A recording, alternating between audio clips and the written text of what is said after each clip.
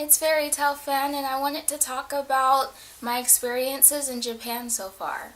So one thing that was a little difficult for me to adjust to was the staring. And I know people are like, wow, that is so minor. But for me, it's not. I'm very used to people just, going along with their day, minding their own business.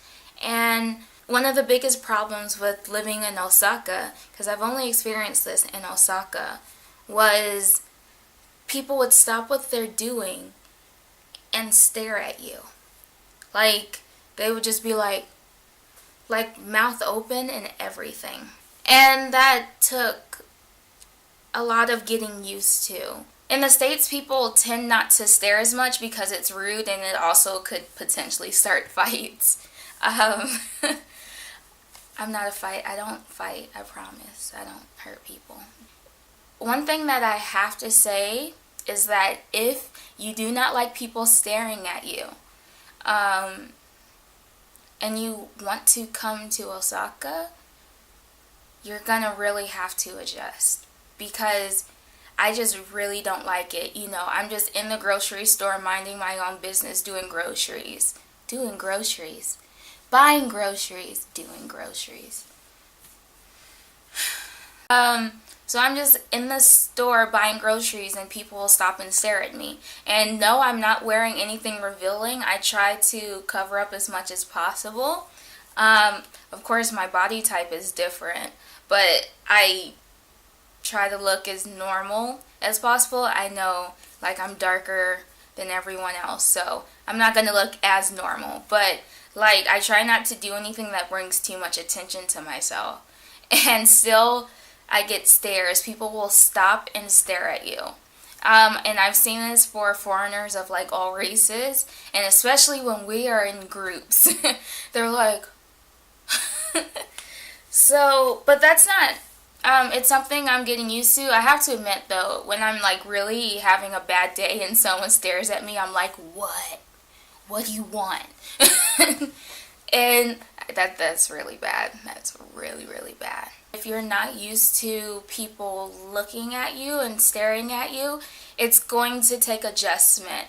I don't expect people to get over it, get over things. Just like when Japanese people go to America, they always tell me, oh, this happened and that happened, and I don't say, yeah, that's America, get over it,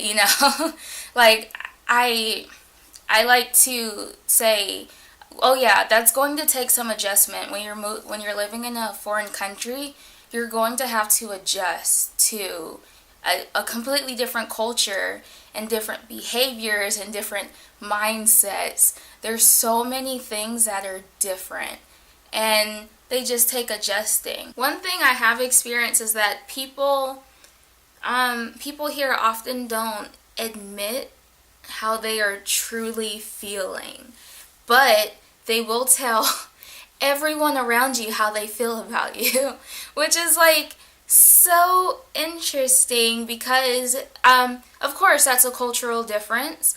In America, that's called being a snake. But here, it's actually very common, especially with Japanese women. One thing you're going to experience is tatemae in Japan. It takes a lot. It takes a lot to get used to, because as an American, I'm used to confronting all of my problems. You have a problem with me, then we can settle this right here. I don't mean fighting, I mean talking. We can talk about this right here, right now, if you truly have a problem. And tatemae is where it's a version of being polite here. In Japan, being polite is trying not to hurt someone else's feelings. There are certain things that Japanese people will not admit to in front of you. And that just takes a lot. I could tell that something's wrong with a friend, and then I would ask, oh, what's wrong? And then it would be nothing's wrong. And I'm like, well, obviously there's something wrong, so why don't you just tell me?